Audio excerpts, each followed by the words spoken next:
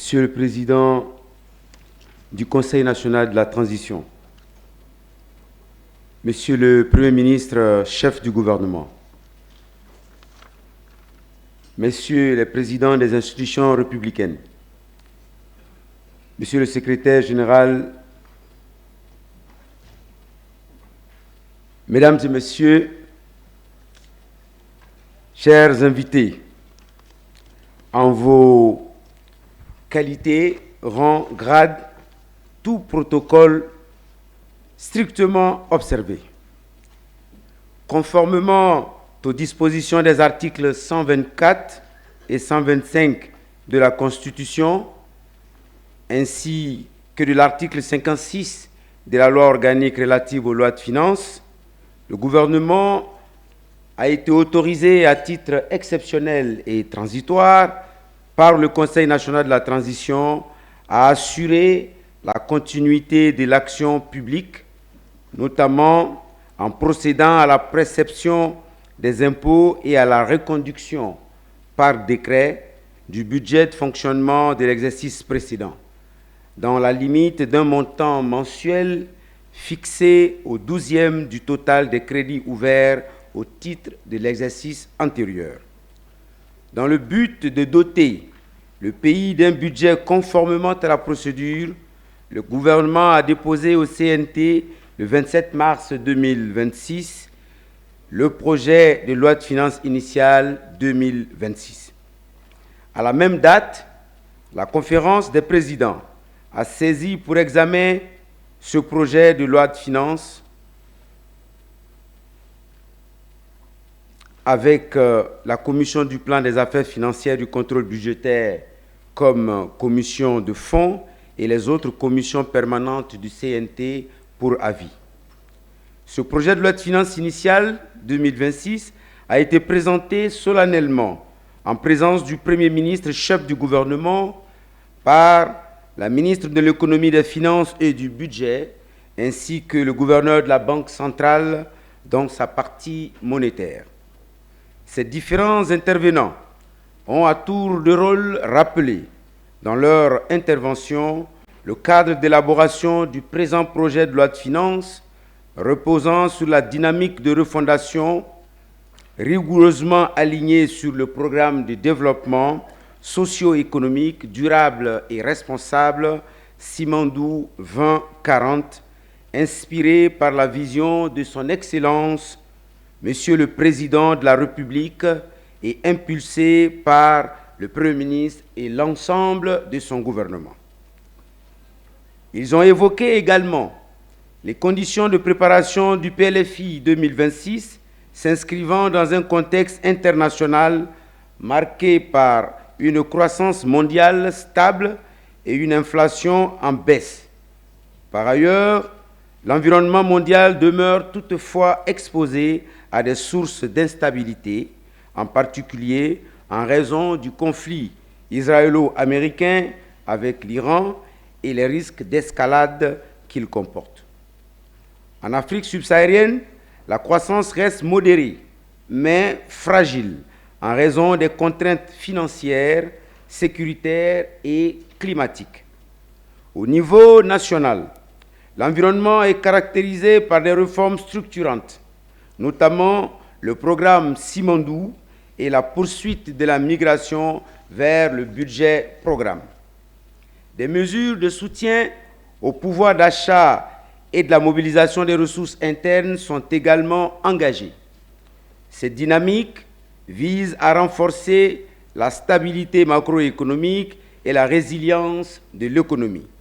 Dans ce contexte, le projet de loi de finances initiale 2026 privilégie la mobilisation accrue des recettes intérieures pour financer les priorités du développement. Honorables conseillers nationaux, les orientations et les mesures spécifiques à l'élaboration du PLFI 2026 dans son volet recettes reposent sur les orientations budgétaires. La politique budgétaire pour l'année 2026 s'articule autour des objectifs stratégiques visant à renforcer la stabilité macroéconomique et à accélérer la transformation structurelle en cours de l'économie nationale. À cet effet, les projections pour l'année 2026 se déclinent comme suit. Maintenir le déficit budgétaire en dessous de 3% du PIB, porter la pression fiscale à un minimum de 14% du PIB, contenir le taux d'inflation annuel moyen à moins de 6%, maintenir l'encours de la dette à un niveau soutenable tout en réduisant le stock de la dette intérieure pour libérer le financement au profit du développement. Les orientations relatives à la prévision des recettes. La priorité est accordée à une mobilisation optimale des recettes intérieures, tout en préservant la dynamique de croissance et la compétitivité à travers le renforcement des primes de performance et des rendements en faveur du personnel des administrations fiscales et douanières. L'élargissement de l'assiette fiscale à travers l'intégration progressive du secteur informel dans le circuit fiscal formel. L'accélération de la mise en œuvre du projet SAFIG 2 et l'opérationnalisation des nouveaux modules.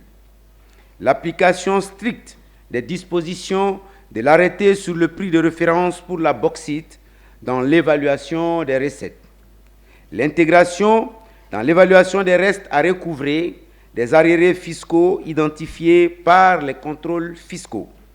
La prise en compte des parts de l'État dans les redevances collectées par l'ARTP. L'évaluation de la collecte des taxes sur les hydrocarbures et les produits halieutiques. La poursuite du recouvrement des créances fiscales résultant de l'audit fiscal de 45 entreprises avec l'appui financier de la Banque africaine de développement. Ainsi, les hypothèses macroéconomiques qui ont servi de base à l'élaboration du projet de loi de finances pour l'année 2026 tablent sur, premièrement, un taux de croissance économique de 9,5% du produit intérieur brut. 2. Une inflation en moyenne annuelle de 3,5%. Un taux de change à 8 838 francs guinéens pour 1 dollar et 10 595 GNF pour 1 euro.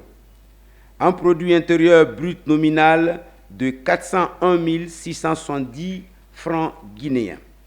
Sur cette base, les grandes masses du projet de loi de finances pour l'année 2026 se présentent comme suit dans le tableau ci-après que vous pourrez consulter plus tranquillement. Honorables conseillers nationaux, les recettes de cette loi de finances pour l'année 2026 sont estimées à 55 858,09 milliards contre 43 960,62 milliards, soit une hausse de 11 897,47 milliards, ce qui équivaut à plus 27,06%.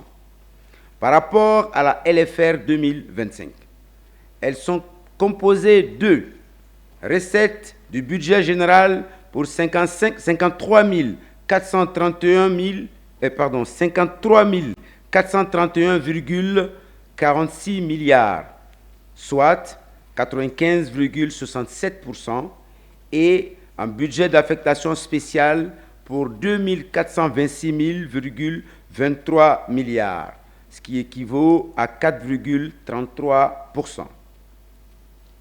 Les recettes du budget général sont évaluées à 53 431,86 milliards en 2026 contre 43 960,62 milliards, soit une progression de 26,70% par rapport à LFR 2025.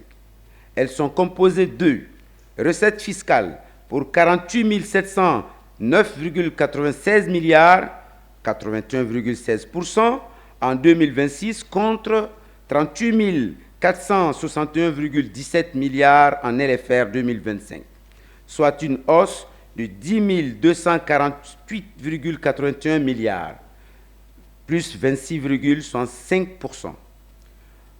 En dons pour 1952,40 milliards, 3,66%, contre 1477,90 milliards, soit une augmentation de 474,50 milliards, plus 32,11% par rapport à la LFR 2025.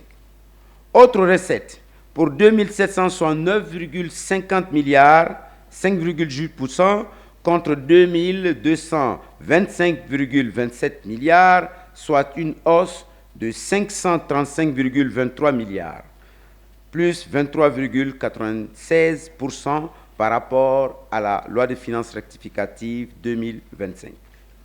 La hausse des recettes fiscales du budget général porte essentiellement sur l'impôt sur les biens et services pour 4010,75 milliards, plus 22,24%, les impôts sur le commerce extérieur et les transactions internationales pour 3048,34 milliards, plus 26,07%, et les impôts sur les revenus, les bénéfices et gains en capital pour 2990,82 milliards, plus 38,91%. Quant aux dons, l'augmentation concerne exclusivement les dons, projets et programmes pour 474,50 milliards, soit 32,11%. Pour ce qui est des autres recettes, l'augmentation porte essentiellement sur les recettes attendues de la vente des biens et services pour 260,56 milliards, soit plus 43,111%. Et en recettes issues du revenu de la propriété pour 289,62 milliards, plus 28,16%, et concerne exclusivement les dividendes à percevoir en 2026. Elles sont portées à plus de 90% par la contribution de la CBG, la SOGK, la SOGES, la SAG, la SOGIPAMI, la Société minière de Bokeh, la Société minière de Mandiana et Chalco.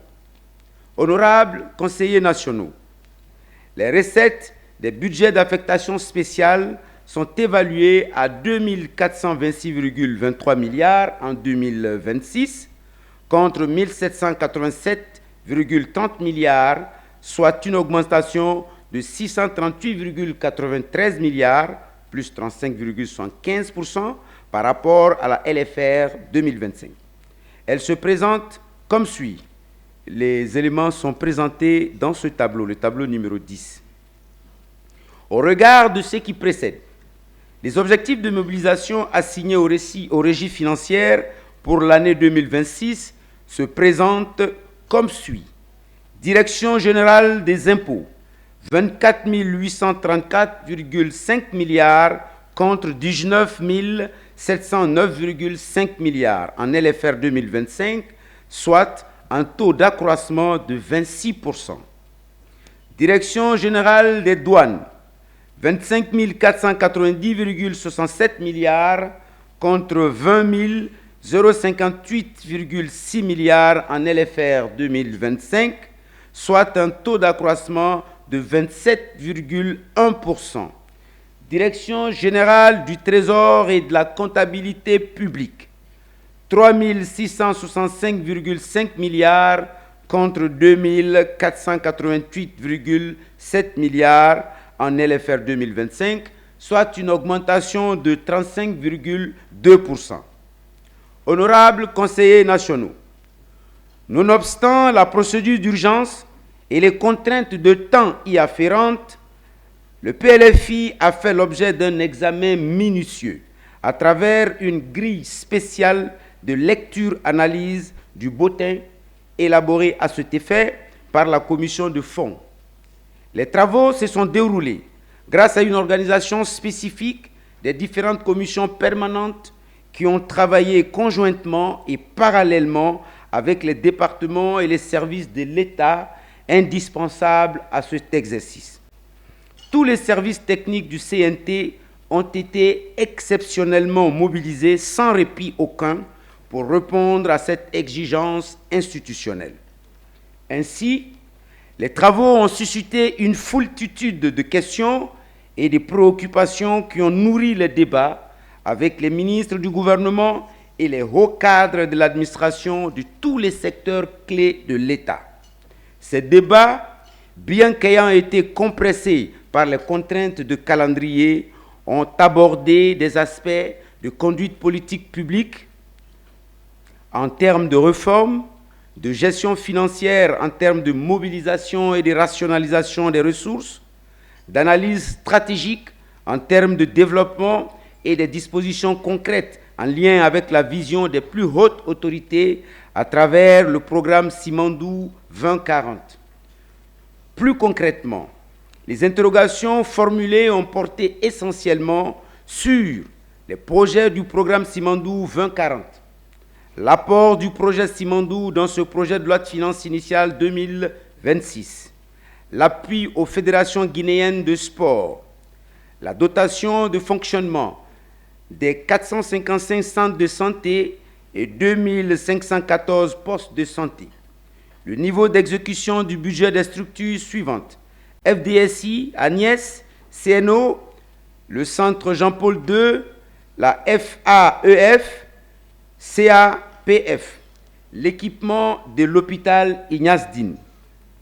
Le niveau d'exécution des titres budgétaires, le paiement des arriérés de 2025, la création du BAS de la culture destiné à financer les industries culturelles et créatives sans lesquelles notre pays n'aura plus d'identité, la rétrocession des ressources destinées aux collectivités, TUV, CFU, la prise en compte des orientations relatives à la lettre de cadrage du Premier ministre, les nouvelles mesures fiscales et douanières, l'application de la taxe sur le jeu des hasards, le recouvrement des créances fiscales, le stock des restes à recouvrer, l'élargissement de l'assiette fiscale, le niveau d'application du prix de référence de la bauxite à date, la quantité de minerais de fer exportés depuis le démarrage de l'exploitation, l'apport de l'ARPT au budget national en 2025 et les projections de recettes de l'ARPT en 2026, la hausse des charges financières de la dette, la politique relative aux titres d'État, le niveau de l'encours par rapport au PIB et le niveau d'appurement de la dette intérieure en 2025. Le niveau d'absorption des prêts contractés par l'État depuis le 5 septembre 2021 par bailleur et par projet. L'épineuse et récurrente question liée aux factures impayées DDG qui sont de nature à compromettre le paiement des dividendes de la SOGES et la SOGECA, le niveau de mobilisation des dividendes, le cadrage macroéconomique, la pression fiscale, le BAS Simandou et le fonds souverain. La politique monétaire, le rapatriement des recettes d'exportation des sociétés minières et la crise de billets dans le système bancaire, le niveau d'exécution du budget de l'ANAFIC et du FIM, le désenclavement des zones de grande production et d'électrification rurale, le projet de rénovation des stades de Nongo et du 28 septembre, les raisons de la baisse et de la hausse de nombreuses lignes de crédit au niveau des départements. Honorables conseillers nationaux, après un long exercice au cours duquel les cadres des principales régies de l'État et ceux de certains services clés de l'administration ont répondu aux préoccupations et interrogations adressées. Les recommandations suivantes ont été dressées ainsi qu'il suit. Premièrement, du statut de l'ARPT et de l'ARJIPA. Lors des travaux en commission, la question du statut de ces organismes publics a été soulevée à plusieurs reprises, relevant des incohérences juridiques et des lacunes institutionnelles qui nécessitent une attention particulière. Concernant l'autorité de régulation des jeux de hasard, en vertu de la loi 08 du 13 mars 2023, le rôle dévolu à l'ARJIPA fait d'elle une autorité administrative indépendante, donc une AAI. Cependant, le décret 045 du 28 janvier 2023 portant création de cette structure n'est pas conforme à cette disposition, puisqu'il lui confère le statut d'organe public administratif. Le CNT, à cet effet, recommande l'abrogation de ce décret et invite le gouvernement à prendre les mesures nécessaires pour adapter le statut de l'ARJIPA aux dispositions de la loi 08 du 13 mars 2023. Concernant l'autorité de régulation des postes et télécommunications, ARPT, conformément à l'article 9 de la loi 018 du 13 août 2015, la RPT est désignée comme une autorité administrative indépendante. Cependant, cette loi contient des dispositions contraires à celles prévues dans la loi portant statut des AI. En effet, l'article 9 de la loi place la RPT sous la tutelle du ministère des Télécommunications, en contradiction avec l'article 2 de la loi 08 du 13 mars 2023, qui garantit l'indépendance des AI vis-à-vis des pouvoirs publics. Les articles 21 et 22 de la loi ont également des différences avec les articles 31 et 32 de la loi 08.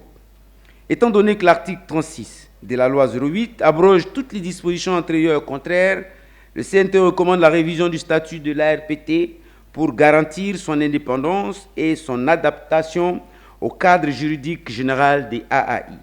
Sans cette actualisation, l'ARPT reste sous la tutelle directe du ministère des Télécommunications, ce qui est contraire à son statut. Le CNT invite le gouvernement à prendre les mesures nécessaires pour clarifier le statut juridique des organismes mentionnés. Cette harmonisation est indispensable pour garantir leur efficacité, leur conformité légale et leur contribution optimale à la mobilisation des recettes publiques. De la sincérité budgétaire. Conformément à l'article 3 de la loi organique relative aux lois de finances, le CNT s'est assuré de la sincérité du budget soumis à son appréciation. À cet effet, son analyse a porté essentiellement sur le mécanisme de financement du déficit budgétaire projeté à moins 8 323,2 milliards, soit moins 2,1% du PIB. Pour couvrir ce déficit, la Direction nationale de la dette avait prévu plusieurs mesures, dont un emprunt obligataire de 2 700 milliards de nos francs, des obligations de trésor à hauteur de 5 347,44 milliards de GNF, des émissions de titres d'État pour 2 000 milliards de francs guinéens.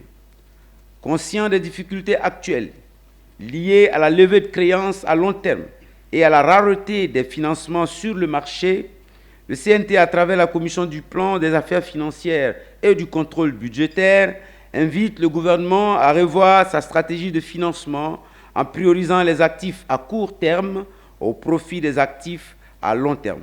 Cela permettra aux banques primaires, dans un contexte de rareté des ressources de financement, d'accorder plus de crédits au secteur privé que l'État. Le CNT remercie le gouvernement pour sa disponibilité et sa constante collaboration et l'invite à davantage de prudence et de réalisme dans l'élaboration de ses prévisions budgétaires. À cet effet, il attire l'attention de Madame la ministre de l'Économie, des Finances et du Budget sur le volume des titres d'État, titres contre infrastructure, estimé dans ce projet à 2 000 milliards, soit 24% du déficit budgétaire. En conséquence, le CNT, dans le souci de garantir la sincérité budgétaire, recommande un strict encadrement de l'émission de ces titres d'État. De l'application de la taxe sur les jeux de hasard.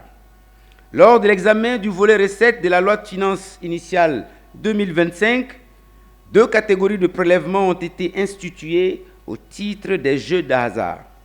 Une taxe sur les jeux de hasard fixée à 15% du produit brut des jeux, un prélèvement au titre du bénéfice non commercial de 7% sur les gains supérieurs à 1 million de francs guinéens. Contre toute attente et en violation de la loi, l'autorité de régulation des jeux et pratiques assimilées, ARJIPA, par courrier numéro 024 ARJIPA DG 2025, en date du 4 février 2025, a expressément instruit les opérateurs du secteur de refuser de s'acquitter de cette taxe légalement instituée. Autrement dit, un service administratif s'est opposé à l'application d'une loi régulièrement proposée par le gouvernement, adoptée par le Parlement et promulguée par Monsieur le Président de la République sans fondement juridique aucun. Le CNT considère inadmissible cet acte contraire au principe de la hiérarchie des normes ainsi qu'à l'obligation de respect de la loi par tous les organes de l'État. En conséquence, le CNT invite Monsieur le Premier ministre, chef du gouvernement, à prendre les dispositions nécessaires pour faire appliquer ces mesures fiscales conformément à la loi des finances. 4. De l'application du prix de référence de la bauxite. Le CNT s'est également intéressé à la question de l'application du prix de référence de la bauxite, institué par l'arrêté numéro 1389 du 6 juillet 2022. Il ressort que seulement 4 sociétés sur les 13 actuellement en exploitation se conforment à cette disposition. Les 9 autres sociétés, à savoir SMD, Chalco, CDM Chine, Cobad, SPIC, AGB2A/SDM, AGB2A/GIC, Achapura et Bauxint invoquent des clauses d'exonération contenues dans leur convention d'établissement, les exemptant notamment du paiement de l'impôt sur les sociétés. Cet état de fait permet à plusieurs d'entre elles de sous-évaluer leur chiffre d'affaires, entraînant mécaniquement une sous-déclaration de l'impôt dû à l'État.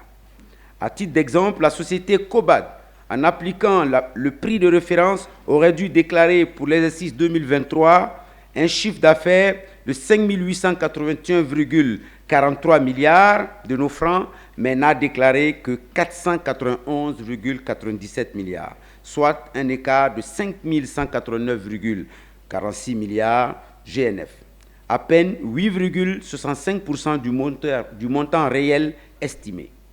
De même, la société Chalco a déclaré 1 352,9 milliards de nos francs contre un chiffre d'affaires réel estimé à 4 533 milliards, soit un écart de 3 180,08 milliards, seulement 29,84% du niveau attendu. Ces écarts traduisent des sous-évaluations respectives de 91,35% et 70,16%, entraînant pour le Trésor public une perte substantielle de recettes fiscales. Le CNT, tout en félicitant son Excellence, Monsieur le Président de la République, chef de l'État, pour son patriotisme, son courage et son engagement sincère dans la défense des intérêts nationaux, notamment à travers la révision de la Convention Simandou et le retrait du permis de la société GAC, lui réitère son invitation à veiller personnellement à l'application effective du prix de référence intérimaire de la bauxite. L'objectif étant de garantir que l'exploitation de nos ressources naturelles contribue réellement au développement national et que les populations guinéennes bénéficient de la valeur créée par le secteur minier. La situation de l'application du prix de référence des sociétés concernées figure dans le tableau qui a été soigneusement préparé et présenté dans ce rapport. Alors, 5. Des manques à gagner relatifs aux dividendes liés à EDG. Le CNT rappelle que l'État détient 49% du capital de la société de gestion de Caleta, Sogeka, et 51% de la société de gestion de Swapiti, Soges. Ces deux participations publiques auraient dû générer, au titre des dividendes de l'exercice 2024, à titre d'exemple, un montant estimé à 327 milliards de francs guinéens. Cependant, en raison des créances importantes détenues par ces deux sociétés sur Électricité de Guinée, donc EDG, ces dividendes ont été différés et requalifiés en charge du budget national, privant ainsi l'État de ressources certaines. Voir tableau ci-dessus. Également, des éléments illustratifs ont été alignés par année et par société, et tous les montants sont bien indiqués. Il ressort de l'analyse de ces tableaux que le taux de recouvrement des créances de CGK et de SOGES sur EDG ces 3 dernières années baisse de façon drastique, d'où le manque à gagner pour l'État indiqué plus haut. À titre d'exemple, en 2025, sur une créance de 135 273 181 de dollars américains de SOGEK sur EDG, elle n'a pu recouvrer que seulement 502 472 dollars américains, soit 0,37%, moins de 1%. Il en est de même pour la SOGES qui, en 2025, avec un recouvrement de 1 141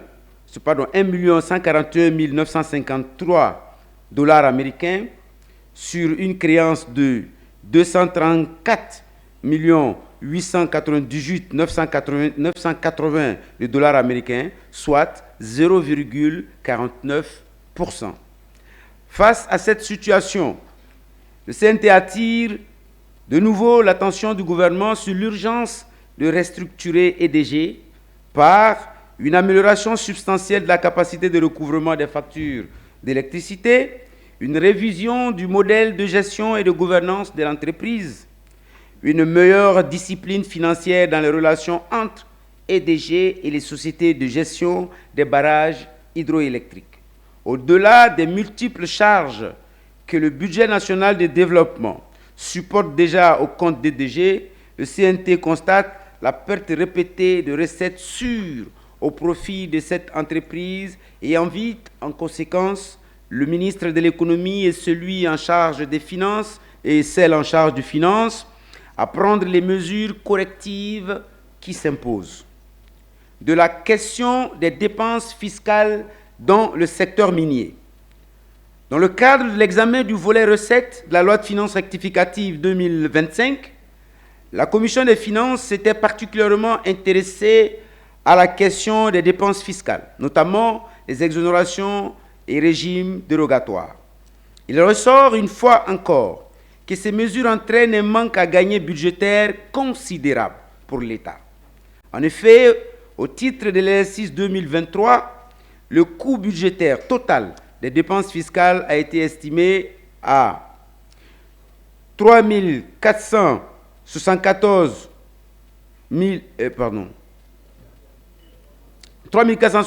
milliards 409 814 192 GNF, soit 7,13% des recettes fiscales collectées et 0,86% du PIB. Autrement dit, la Guinée a renoncé à plus de 7% de ses recettes fiscales et près d'1% de son PIB pour des motifs à caractère social ou économique. Par ailleurs, l'analyse des 128 mesures, sources des dépenses fiscales évaluées, montre que 10 d'entre elles seulement, soit moins de 8%, sont à l'origine de 67% des pertes définitives des recettes fiscales, soit 2 329,2 milliards de nos francs. Ces mesures concernent principalement les avantages prévus dans le Code minier et le Code des investissements et portent sur les impôts les plus productifs du budget de l'État. TVA, impôt sur les sociétés et droits de douane qui représentent à eux seuls 92% des dépenses fiscales, soit environ 3 201 milliards de nos francs. Chacune de ces 10 mesures a occasionné une dépense fiscale supérieure à 100 milliards au cours de l'année 2023. Face à ce constat, le CNT recommande au gouvernement de réviser l'article 18 du Code minier et l'article 33 du Code des investissements afin de mieux encadrer les régimes d'exonération et de garantir leur cohérence avec les priorités nationales. Ne pas renouveler les mesures fiscales de faveur prévues dans certaines conventions lorsqu'elles ne respectent pas les dispositions des textes susmentionnés. Contraindre les contribuables bénéficiant de régimes dérogatoires à souscrire régulièrement leurs déclarations fiscales afin d'améliorer la disponibilité et la fiabilité des données relatives aux dépenses fiscales. Faire appliquer rigoureusement les dispositions du Code général des impôts à celles du Code général des douanes. Le CNT insiste sur la nécessité de rationaliser les dépenses fiscales afin de maximiser les effets économiques tout en préservant la soutenabilité budgétaire de l'État. De la mobilisation des recettes par les régies. Nonobstant une amélioration sensible de la mobilisation des recettes, le CNT invite les régies à redoubler d'efforts en vue d'un élargissement substantiel de l'assiette fiscale, notamment par l'identification et la mise à contribution de nouvelles catégories de recettes, la formalisation progressive des entreprises du secteur informel, le renforcement des dispositifs de suivi, de contrôle et d'évaluation du rendement des recettes, de la légalité des recettes administratives et leur répartition. Lors des travaux d'examen du PLFR 2025, il a été constaté que 30% des recettes perçues sont faites sur une base légale, 45% sur la base de textes obsolètes et incomplets, et 25% sans aucune base légale, entraînant une déperdition des recettes administratives. Le CNT recommande au gouvernement la prise de mesures correctives de cet état de fait et une révision des clés de répartition des recettes administratives entre le Trésor public et les départements concernés. De la perception des restes à recouvrer.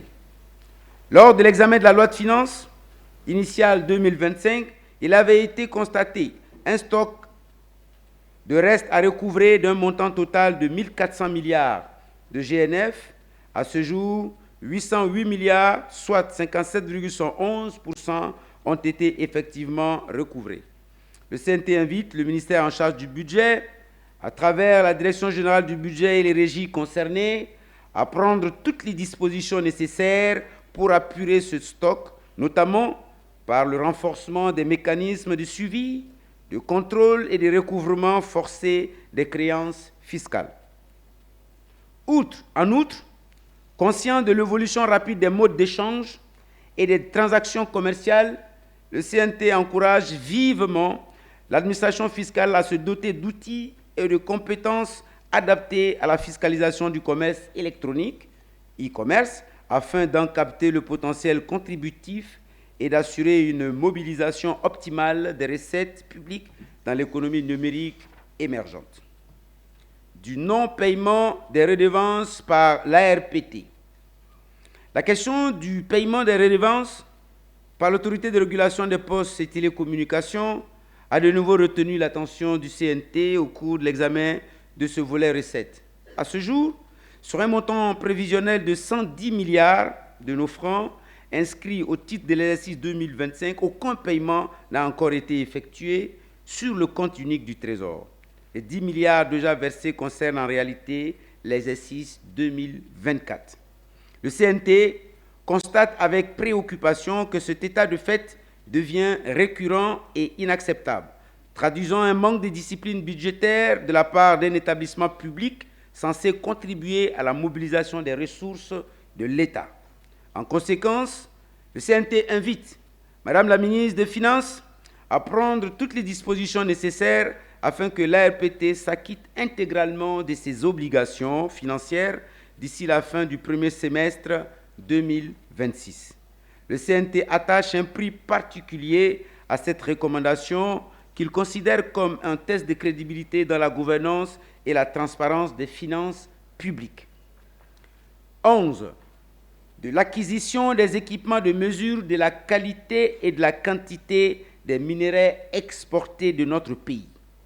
Lors de l'examen en commission du volet recettes, le CNT a réitéré, comme déjà mentionné dans son rapport sur le document d'orientation budgétaire 25-27, l'absence d'équipements adaptés permettant à la Guinée de mesurer avec précision la quantité et la qualité des minerais extraits et exportés. Le CNT juge inadmissible qu'un pays à vocation minière comme la Guinée ne puisse ni contrôler efficacement, le volume de ces ressources minières exportées, ni garantir une évaluation fiable de leur qualité. Cette lacune, combinée à des exonérations fiscales, empêche la mise en place d'un système de taxation transparent, responsable et équitable pour le secteur minier. Le CNT invite à nouveau le gouvernement à prendre toutes les mesures nécessaires pour combler cette insuffisance en dotant les institutions compétentes d'outils et d'infrastructures indispensables, pont bascule et laboratoire international de référence des mines pour une gestion rigoureuse et souveraine des ressources minières nationales. 12. Du rapatriement de 50% des recettes d'exportation. Lors des travaux en commission, il a été constaté que certaines entreprises minières ne respectent pas pleinement l'obligation de rapatrier les recettes issues de leur exportation, comme le prévoient les articles 184 et 185 du Code minier. Malgré les instructions fermes du chef de l'État et les efforts de la Banque centrale pour renforcer la conformité, certaines entreprises continuent à se soustraire de cette décision. À titre d'exemple, on vous invite à visiter, quand vous aurez le temps, le tableau qui suit, qui donne toutes les informations et de façon exhaustive. Il ressort qu'au 31 octobre 2025, les données consolidées indiquent que, sur une valeur totale d'exportation de 6,31 milliards de dollars américains, seulement 1,35 milliard ont été effectivement rapatriés au lieu de 3,15 milliards de dollars américains, on parle, soit moins de 43%. Certaines sociétés, comme la SPIC, 100%, STU, Chalco, 85%, Shenzhen, Guinée Mining, 82%, affichent des taux satisfaisants, tandis que d'autres, comme SMB, 34%, CBA Janjan, 36%, Cobad, 36%, Elite Mining Guinée, 0%, et AGB2A SD Mining SA, 0%, présentent des écarts significatifs entre les montants attendus et ceux effectivement rapatriés. Le CNT invite M. le Premier ministre, en concertation avec le ministre des Mines et le gouverneur de la Banque centrale, à faire l'état des lieux et à prendre toutes les mesures pour le strict respect de cette obligation par les entreprises concernées. En outre, toutes les conventions minières exemptant certaines entreprises de cette règle doivent être revues, révisées et harmonisées conformément à la législation en vigueur. Pour un pays hors union monétaire comme le nôtre, le rapatriement effectif de ces recettes est essentiel pour renforcer les réserves de change de la Banque centrale, stabiliser la monnaie nationale et soutenir une politique économique saine, notamment en assurant des réserves suffisantes pour les importations stratégiques. Par ailleurs, ces chiffres ont été actualisés lors des travaux en commission. Ils sont à 3,69 milliards rapatriés sur 5,56 milliards, soit un manque à gagner de 1,87 milliard de dollars américains, soit 33,63%. Le CNT juge cette situation inadmissible et invite Madame la ministre en charge des Finances et du Budget, le gouverneur de la Banque centrale, Monsieur le ministre des Mines et le président de l'Association professionnelle des banques à la tenue d'une réunion urgente sur la question, dont les conclusions devront aboutir à blacklister les sociétés qui refuseraient d'observer le principe. Du comité technique de suivi des investissements. L'article 30 du Code des investissements publics institue un comité technique de suivi des investissements chargé de veiller à la correcte application des procédures et modalités d'octroi des avantages fiscaux et douaniers, ainsi que du contrôle du respect par les investisseurs de leurs obligations et engagements. Conformément à l'article 31 du même code, ce comité doit élaborer chaque année un rapport sur les entreprises bénéficiaires de ces avantages. Au cas contraire, prendre toutes les mesures nécessaires, y compris des sanctions, pour assurer la bonne application des dispositions du Code des investissements publics. À cet effet, le CNT invite le gouvernement, à travers le ministère du Commerce et de l'Industrie, à redynamiser ce comité. Cette initiative permettra à l'État de disposer d'un référentiel clair et précis afin de s'assurer que les entreprises bénéficiaires d'exonérations et d'avantages fiscaux respectent pleinement leurs engagements, notamment à travers le respect des cahiers de charges. Du Fonds des services universels, l'article 118 de la loi 018 du 13 août 2015 institue un Fonds des services universels, FSU, financé par les contributions des opérateurs téléphoniques bénéficiaires de licences ou d'autorisation. Ce fonds est destiné à soutenir les investissements nécessaires pour répondre aux obligations de service universel conformément au programme défini par l'autorité de régulation des postes et télécommunications et validé par son comité de gestion. En vertu de l'article 119 de la même loi, la gestion de ce fonds est confiée à un comité dont la composition se présente comme suit. Le ministre en charge des télécommunications, président. Le ministre en charge des finances et du budget, premier vice-président. Le ministre en charge du plan, deuxième vice-président. Le directeur général de l'ARPT, rapporteur. En outre, l'article 126 de la loi 018 établit un fonds de recherche et de formation géré par un autre comité prévu à l'article 127, composé de hauts responsables gouvernementaux. Cependant, le CNT constate que ces comités n'ont produit aucun rapport à date. À ce jour, aucune communication n'a été faite sur l'utilisation des ressources de ces fonds, sur leur impact, leur apport aux obligations de services universels et sur les objectifs de recherche et de formation.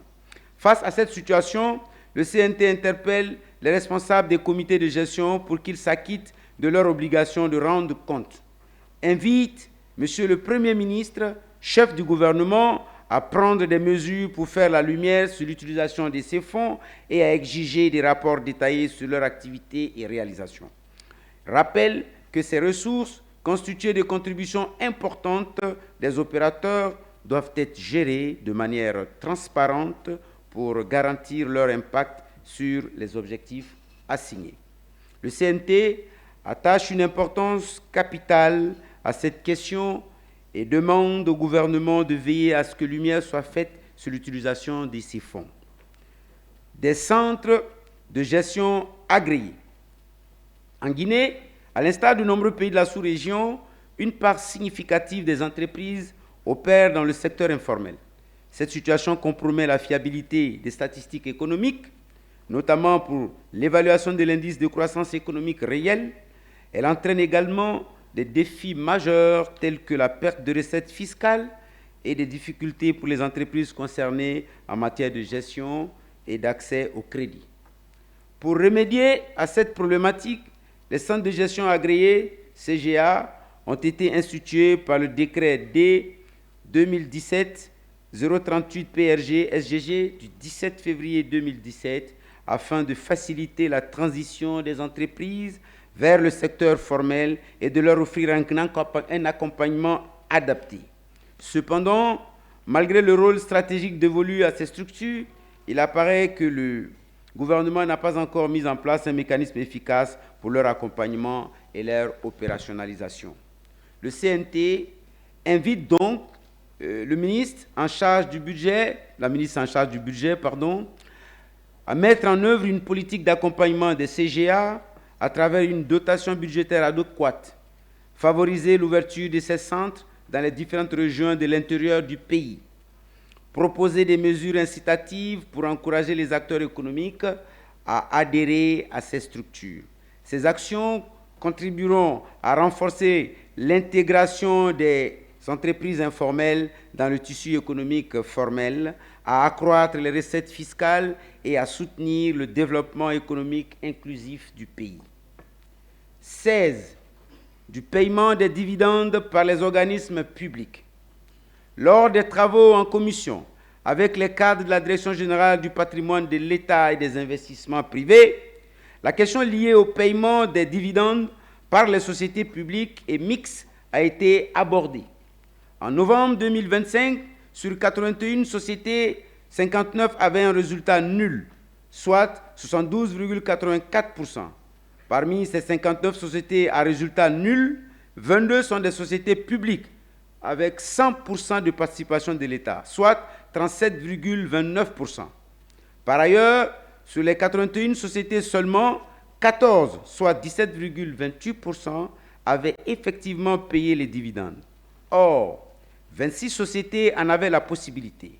Autrement dit, sur un total de 1022 milliards de dividendes effectivement disponibles, les sociétés ont décidé de ne payer que seulement un montant de 608 milliards, laissant ainsi un gap à encaisser à l'époque de 413,92 milliards, sans raison aucune. Toutefois, grâce à l'implication personnelle de M. le Président de la République, le niveau de recouvrement a augmenté de 284,11 milliards. Le CNT s'en réjouit et invite le gouvernement à prendre toutes les dispositions utiles pour le recouvrement des 129 milliards restants. Il est à noter que le non-paiement des dividendes résulte pour certaines entreprises publiques d'un manque de résultats économiques et pour d'autres d'un refus manifeste qui reste incompréhensible. Le CNT souligne que la maîtrise effective des entreprises publiques par l'État dépend de la mise en place et du bon fonctionnement des conseils d'administration. Il exhorte par conséquent le gouvernement à veiller à leur mise en place, à garantir la tenue régulière des sessions et à exiger le paiement systématique des dividendes. Le CNT recommande également au gouvernement de prendre les mesures nécessaires pour supprimer ou restructurer les entreprises publiques qui ne sont pas rentables, pour une gestion plus efficace et plus efficiente. Par ailleurs, l'idée que les sociétés publiques soient toujours déficitaires n'est pas et ne doit pas être une fatalité. Pour inverser cette tendance, le CNT invite M. le Premier ministre, chef du gouvernement, à prendre à bras le corps cette problématique. Le CNT reste particulièrement attentif à la prise en compte de cette recommandation et réitère son engagement en faveur d'une gestion efficace, transparente et rentable des entreprises publiques. 17.